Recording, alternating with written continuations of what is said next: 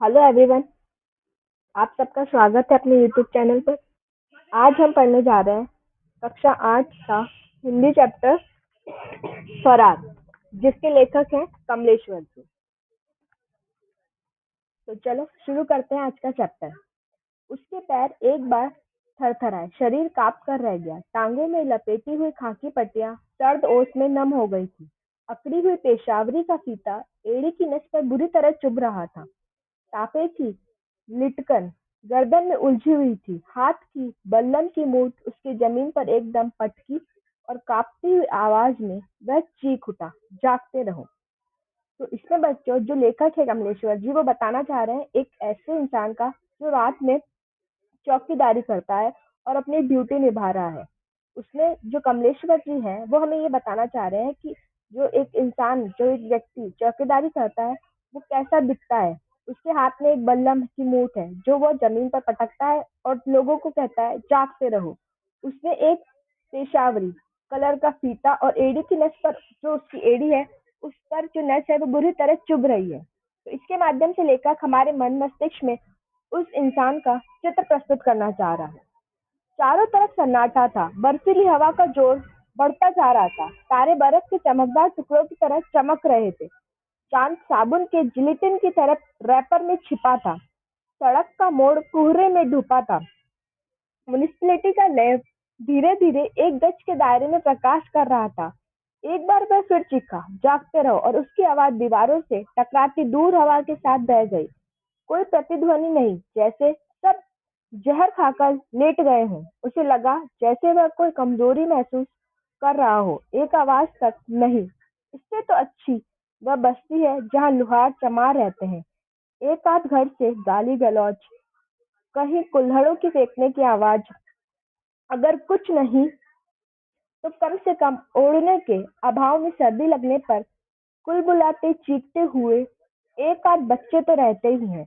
उनकी चीख और उनकी पीठ पर पड़ते हुए दो चार घूंसे, कुछ हल्के हल्के कोसना, रात भर कुछ रौनक तो रहती ही है। इतना अकेलापन नहीं रहता। तो इसमें जो व्यक्ति है चौकीदार, उसके लिए लेखक बोलते हैं कि वह जिस बस्ती में जाता है वहां पे उसे कोई भी हलचल महसूस नहीं होती। तो वो सोचता है कि इससे तो अच्छी वो बस्ती है जहाँ पे लुहार या चमार काम करते हैं। बच्चों के खेलने की आवाजें आती है, उनको मारने की आवाजें आती रहती है। तो जो व्यक्ति है वह एक बस्ती जो सुनसान रहती है उसकी तुलना दूसरी बस्ती से करता है। वह राम नारायण मिठाई वाले की दुकान के पास था। उसने देखा चार ईंटें गोबर से लिपे चबूतरे पर एक और रखी थी। काला सा पटरा दीवार के सहारे रखा था, जिस पर वह दही का कूड़ा और जलेबियों का ताल रखता है। भट्टी की आग बुझ चुकी थी। कंडे की भूलभुल में एक खजुई कुतिया पूछ सिकोड़े लेटी थी। उसने बल्लम की मूठ से उसकी पसलियों में कोच दिया। कुतिया चिचियाती दूर भागकर खड़ी हो गई। इसमें जो व्यक्ति है वह मिठाई की दुकान का वर्णन करता है और कहता है कि जो रामनारायण की मिठाई की दुकान है वो वहां पे आकर खड़ा हो जाता है और वहां देखता है कि जो चार ईंटें है ना वो गोबर से लिपटी हुई चबूतरे पर पड़ी थी और काला सा पटा दीवार के सहारे लगाया हुआ था, जिस पर वह दही का कूड़ा और जलेबियों का थाल रखता था। ठीक है। तो भट्टी की जो आग थी वो बुझ चुकी थी क्योंकि रात हो चुकी थी और वह अपनी दुकान जो है वह बंद करके जा चुका था। वहीं पर ही एक कुतिया बैठी थी जो ठंड से सिकुड़ कर लेटी हुई थी। तो उस पर जो चौकीदार है वह उसकी पीठ पर अपने मूठ से, जो वह मूठ लेकर आता है और जमीन पर पटकता था, उसी से वह उसकी पसलियों में कूच करता है, जिससे वह भागकर दूर चली जाती है। उसे कुछ सहारा सा मिला। अपनी बल्लम चबूतरे से टिकाते हुए उसने तनिक आराम की सांस ली। चारों तरफ का सन्नाटा सर्दी में सिकुड़कर जैसे केवल उसके आसपास भर गया हो।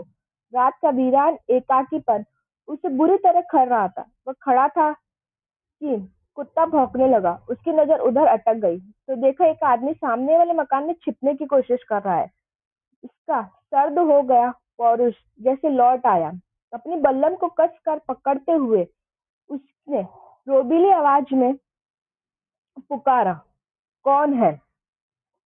तो जो व्यक्ति था उसने देखा, उसने अपना जो बल्लम है, जो अपना भाला है, उसको चबूतरे से टिकाते उसने आराम किया और चारों तरफ सर्दी में सिकुड़ कर चारों तरफ सर्दियों का माहौल था और रात में ना बुरी तरह एकाकीपन था। उस पर जो कुत्ता है वो भौंकने लगा तो वह उसकी तरफ देखने लग गया। जब वह आगे गया तो उसने देखा कि एक मकान में जो एक आदमी था वो छुपने की कोशिश कर रहा था। तो उसे देखकर बहुत ज्यादा अटपटा लगा। फिर उसने अपना जो बल्लम था, जो अपना भाला था, उसको कस कर पकड़ा और कहा, कौन है? उत्तर न मिलने पर वह उधर बढ़ा तो देखा आदमी लौट पड़ा था। कुछ भड़कते हुए उसने पूछा, कौन हो तुम? जब उसने उस आदमी को देखा तो उसको लगा कि ये कौन सा इंसान है जो मेरे आवाज देने पर भी नहीं रुक रहा है। फिर उसने जोर से आवाज लगाई, कौन हो तुम? कुछ नहीं, ऐसे ही लेटने की जगह देख रहा था। उस आदमी ने तनिक घबराहट से कहा। इस वक्त और लेटने की जगह घूरते हुए परसराम पहरेदार ने कहा और उसके नजदीक आकर खड़ा हो गया। तो यहाँ पे लेखक हमें जो अपना चौकीदार है उसका नाम बताते हुए कहते हैं कि जो उसका नाम है परशुराम पहरेदार। वह उसके नजदीक आकर खड़ा हो गया और उसने उस अजीब आदमी से बोला कि इस वक्त तुम लेटने की जगह ढूंढ रहे हो? हाँ, मेरे साथी बिछुड़ गए हैं और मेरे पैर में चोट है, उस आदमी ने कहा। तो परशुराम ने कहा, सोचा कि रात यहीं काट लूं, सुबह अपने रास्ते पर चला जाऊंगा, इजाजत हो तो पीठ टेक लूं, पर बगैर ओढ़ने बिछाने के कैसे इस ठंडे गरंजे पर पड़े रहोगे? और तुम्हारी टांगे से तो शायद खून बह रहा है। हाँ, पुराना घाव है, ज्यादा चलाई पढ़ाई पर दिखने लगता है, तब तो तुम्हें काफी तकलीफ होगी। चलो रात मेरी कोठरी में काट लेना, यही पास ही है। परशुराम बोला। उस आदमी की कांपती हुई टांगों, बहे हुए गेरू में खून और कभी-कभी कट से बच जाने वाले दांत सबको देखकर उसके हृदय में निहिरता सी आ गई। यह एक वकील का मकान है, उसी का ये बरामदा है। वह कितने आराम से गर्म बिस्तर में पड़ा होगा और यह बेचारा शायद सुबह तक इस ठंडक में ऐठ जाता।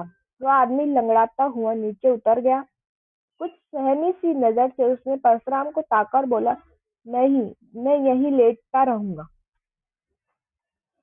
तो जो परशुराम पहरेदार है उसको जो आदमी मिला था उसने उससे पूछा कि तुम यहाँ पे लेटने की जगह ढूंढ रहे हो? तो उस आदमी ने परशुराम को बताया कि हाँ, मेरे साथ कुछ मेरे साथी आए थे, वो मेरे से बिछड़ गए और मेरे पैर में चोट लगी है। तो परशुराम ने कहा, ठीक है, तुम घबराओ मत, रात बहुत हो चुकी है तो तुम मेरे साथ मेरी कोठरी में चलो, वहां चलकर तुम आराम कर लेना और वहीं पर अपनी रात काट लेना। तो वह उसकी परशुराम ने देखा कि उसकी टांगों से बहुत ज्यादा खून बह रहा था और कभी कभी उसके दांतों से आवाज आती थी। तो उसको थोड़ी परशुराम को घबराहट होने लगती थी। जो वह परशुराम जिस मकान में रहता था वह एक तो वकील का मकान था और उसी में ही एक बरामदा था जहाँ पर वह वह अकेला रहता था। ठीक है, जान देनी है क्या? जल्दी लपक आओ, यही पास ही तो है मेरी कोठरी। लंगड़ाता सा वह आदमी उसके साथ चलने लगा, पर उसकी चाल से इतना अवश्य मालूम पड़ता था कि उसके पैर बहुत चलने के आदी रह चुके हैं। परशुराम ने तो जैसे अपनी थकान से छुट्टी पा ली हो, वह उसी के साथ सा बढ़ता जा रहा था। कहाँ से आए हो? परशुराम ने पूछा। जब जो वह अजीब सा आदमी था उसने बोला कि मैं इसी बरामदे में अपनी रात काट लूंगा, तो परशुराम ने बोला, नहीं, मेरी कोठरी पास में ही है, तुम वहां पे जाके आराम कर लेना। परशुराम को लगा कि जो उसके पैर हैं उसको ऐसा आभास हुआ कि जो पैर है बहुत चलने वाले हैं, मतलब बहुत ज्यादा ये दूरी तय करके आया है आदमी और मुझे बता नहीं रहा है। ठीक है, उसके बाद हम आगे बढ़ते हैं तो देखते हैं कि वो उससे सवाल पूछ रहा है कि तुम कहाँ से आए हो। वह आदमी खामोश रहा, उसके कुछ पीछे चलता रहा। उसके दिमाग में कुछ आया, वह पहरेदार है, इतनी रात में मुझे पाकर उसे कुछ शक तो नहीं हुआ? ये किधर ले चल रहा है? शायद इसके मन में कुछ और है, क्यों ना पीछे से भाग जाए। इसकी बल्लम बड़ी आसानी से छीनी जा सकती है, कमजोर तो है पर पुराना मालूम पड़ता है। शायद इस लालच से चल रहा हो कि कुछ मिल जाएगा, पर है कहाँ कुछ भी हो मेरे पास। हो सकता है इसने मुझे मामूली राहगीर समझा हो, पर मेरे बहते खून पर तरस खा गया हो। बहुत खामोश हो। पीछे देखते हुए परशुराम ने कहा, कितनी दूर है अभी? उसने पूछा। तो इसमें जो राइटर है वो बताना चाह रहे हैं कि जो अजीब सा आदमी पहरेदार को मिला था, वो अपने मन में पहरेदार के बारे में सोचता है कि शायद ये मुझे अपने पास इसीलिए लेके जा रहा है कि इसने मुझे मेरे बारे में सोचा है कि मेरे पास कुछ पैसे होंगे, कुछ चीजें होगी, शायद इसी लालच में ही मुझे लेकर जा रहा है। पर ये सोचता है कि कमजोर तो है, मैं इसका बल्लम छीनकर और इससे पीछा छुड़ा कर भाग जाऊंगा। पर अब दूसरी ओर जो पहरेदार है, वह उसको पीछे देखता है और बोलता है कि वो सोचता है कि तुमने मेरे सवाल का जवाब नहीं दिया, खामोश क्यों हो तुम? ठीक है। फिर वो आगे उसने पूछा कि कितनी दूर है? बस पहुंच गए, कहकर एक अंधी कच्ची गली में मुड़कर कुछ दूर चलकर एक घर के तले वह रुक गया। उसने दिलासाई जलाई और चाबी घुमाई। छोटे से खूंटे से बंधी बकरी निमिया उठी। खाई हुई पीपल की टहनियां बिखरी पड़ी थी। भीतर घुसकर उसने डिबरी जलाई और मैली दरी को एक सा करने लगा। डिबरी की रोशनी में कोठरी कुछ चमकने लगी। दीवार के कोने से लगा हुआ हुक्का रखा था। एक आध पीपल के बर्तन और मिट्टी की अंगीठी भी वहीं थी। दरी के नीचे तसले का सिरहाना बनाकर उसने कहा, लो इधर आ जाओ। अब यहाँ पर जो कमलेश्वर जी है, वे हमें उस पहरेदार जो परशुराम है, उसकी कोठरी का वर्णन करते हुए बोलते हैं कि जो एक कच्ची गली में उसकी कोठरी थी। ठीक है। उसने दिलासाई जलाई और चांदी घुमाई और अपनी कोठरी का ताला खोला। छोटे से खूंटे से उसकी बकरियां जो थी वो बंधी हुई थी, और बकरियों ने जो आधी पीपल की पत्तियां है, टहनियां जो है वह खाई हुई थी, जो इधर उधर बिखरी पड़ी थी। भीतर घुसने पर उसने जो डिबरी है, डिबरी बच्चे, अभी डिबरी का जो मतलब होता है वो होता है मिट्टी के तेल का दीपक। ठीक है। मैली दरी जो थी उसकी कोठरी में वह बिखरी पड़ी थी, उसको उसने एक सा कर दिया। ठीक है। डिबरी की रोशनी में जो कोठरी है वह एकदम चमकने लग गई थी। ठीक है। दीवार के कोने से जो हुक्का लगा था वह रखा था। एक आध पीतल के बर्तन थे उसके पास में, और मिट्टी की अंगूठी भी उन बर्तनों के पास में ही पड़ी थी। दरी के नीचे तसले का सिरहाना बनाकर उसने कहा, इधर आ जाओ और यहाँ इस पर। वह आदमी थका सा दरी पर बैठ गया, अपने पैर को दबाता हुआ बोला, और तुम? मैं तो अभी चला जाऊंगा, सवेरे हाजिरी भी देनी है। और सर्दी तो बहुत है, नौकरी भी तो है। तुम आराम करो, पर मुझे मुंह अंधियारे जाना है। तो कौन सी दिक्कत है, आराम से चले जाना। उस आदमी के दिमाग में कुछ घूम गया। इस बात का क्या मतलब है? ये इतना मेहरबान क्यों हो रहा है, और इसका इरादा क्या है? तभी टन-टन करके 3 के घंटे बोले। एक गहरी सांस लेते हुए परशुराम ने कहा, चलो 3 घंटे तो बच गए, 2 घंटे और। अब जो परशुराम है, वह उस अजीब आदमी को कहता है कि तुम अब मेरी ठहरी यहाँ मेरी कोठरी में ठहर जाओ, और मैं जो है वो अपनी नौकरी जो है वो करके आता हूँ। फिर मुझे क्या सुबह हाजिरी देनी पड़ती है। फिर उस आदमी ने सोचा कि पूरी कोठरी मेरे भरोसे छोड़कर जा रहा है, ये इतना मेहरबान क्यों हो रहा है? जो आदमी है वो अपने अंदर बहुत सारे सवाल जो है वो पूछता रहता है कि ये आदमी मुझसे क्या चाहता है। अब अपनी टांगों को सूती तोहर से ढकते हुए वो आदमी लेट गया। परशुराम ने भी अपनी टांगों को कुछ ढीला कर लिया। कोठरी में गर्मी थी, कुछ आलस सा आ गया, थकान एकाएक उभर आई थी। क्या नौकरी है, एक पहरेदार की भी? उल्लू की तरह रात भर जागना और चीखना। आदमी भी कितना डरपोक हो गया है। पैसे के कारण डरता है, रखवाली करना चाहता है। क्या रखवाली होती है? इस तरह कुत्ते भी तो रात भर चीखते रहते हैं। तभी बगल की कोठरी का एक लड़का चीख सा उठा। उसकी माँ गालियों के साथ बड़बड़ाई। परशुराम का शरीर भी कुछ आराम चाहता था। एक बोरे पर वह भी लुढ़क गया। सोचा सवेरे उठकर हाजिरी हो जाएगी। कौन आता है इस वक्त गश्त पर, इस सर्दी में जो पकड़ा जाएगा? उसने उस आदमी की तरफ ताका और बोरे पर पीठ लगा दी। वह भी परशुराम को देख रहा था। परशुराम महसूस कर रहा था कि वह आदमी शायद बातचीत कम करना पसंद करता है, पर वह उसे लगातार ताक रहा था। डिबरी जल रही थी और दोनों लेटे जाग रहे थे। परशुराम को उसकी नजर तीखी लगी। तभी वह बोला, ये दीवार जिसके सहारे तुमने छप्पर डाल रखा है, 1.5 ईंट की मालूम पड़ती है। किसका घर है ये? अरे ये एक तेली का घर है, 4 पैसे हो गए तो पक्की चारदीवारी भर खड़ी कर ली है, भीतर सब कच्चा है। तो अब जब वो दोनों एक साथ कोठरी में रहते हैं, तो वो दोनों थोड़ा सा आराम करने लग जाते हैं। तभी पास का जो उसका घर था, उसी में से आवाज आने लगती है, जिस पर एक बच्चे की जो माँ है वह उस पर बड़बड़ाने लगती है। ठीक है। और जो अजीब सा आदमी है वो परशुराम से कहता है कि कैसी नौकरी है तुम्हारी, इतनी सर्दी में भी तुम्हें जाना पड़ता है, नौकरी करनी पड़ती है, एक तरह से तुम उल्लू की तरह अपना जीवन जी रहे हो। इंसान भी कितना डरपोक हो गया है। पहले पैसे कमाता है, फिर वो पैसों के लिए रखवाली करने के लिए आदमी रखता है। इससे तो बढ़िया कुत्ते ही सही है। कम से कम रात भर चीखते रहते हैं और रखवाली भी करते रहते हैं। अब जब इस अजीब आदमी ने परशुराम के बारे में ये सब बोला, तो परशुराम ने उसके सवालों को कोई जवाब नहीं दिया और वह थोड़ा सा आराम करने के लिए अपनी पीठ लगाकर बोरे से लेट गया। परशुराम सोच रहा था कि ये आदमी बहुत कम बात करना पसंद करता है, क्योंकि इसने मेरे पहले जो सवाल पूछा था कि तुम कौन हो, उसका भी जवाब नहीं दिया। अब दोनों एक दूसरे के बारे में मन ही मन में सोचते रहते हैं और लेट लेट जाते हैं। ठीक है। और अजीब से आदमी पूछता है पास वाली दीवार किसकी है, तो परशुराम उसे बताता है कि एक तेली का घर है और उसके पास थोड़े पैसे आ गए थे, तो उनने चार दीवारी खड़ी कर ली और सब भीतर जो है वो कच्चा है। कहकर खामोश हो गया और कोठरी के वातावरण में एक संशयात्मक खामोशी छा गई।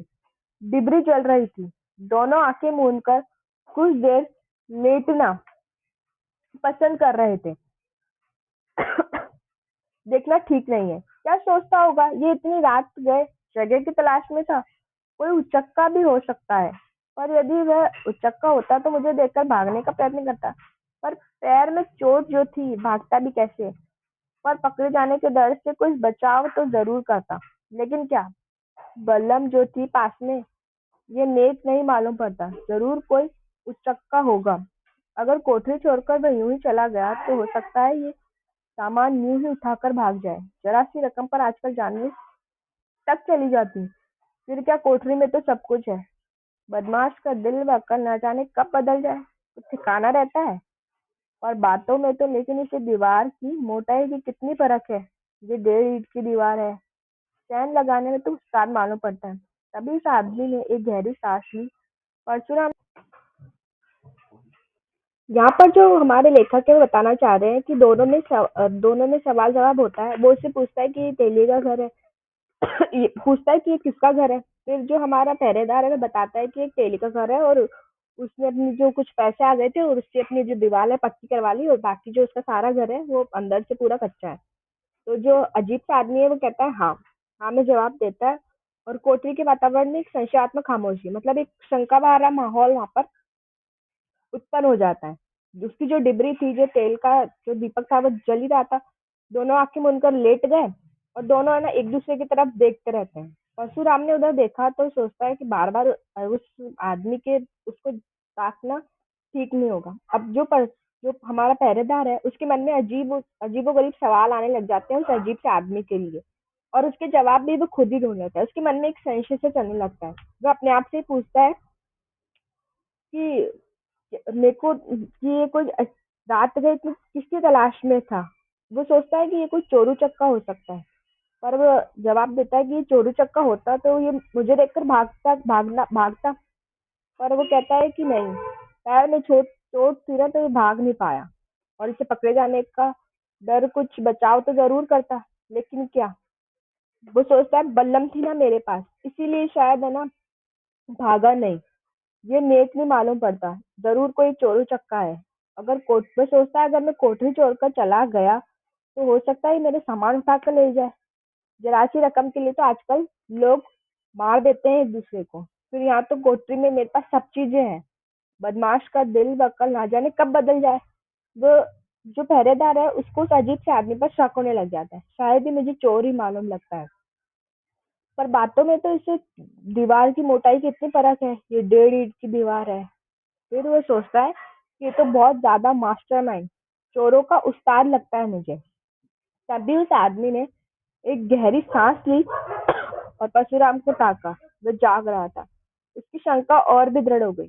जब परशुराम को वो अजीब सा आदमी ताक रहा था तो परशुराम को जो उसका शंका थी ना वो बहुत ज्यादा मजबूत हो गई कि ये मुझे लगता है कि ये मेरे सोने का इंतजार कर रहा है, मेरे सोते ही ये सारा सामान लेके भाग जाएगा। तभी तो ये मुझे बार बार ताक रहा है। इसका हम अगला पार्ट कंटिन्यू करेंगे अगले वीडियो में। तो थैंक यू बच्चों।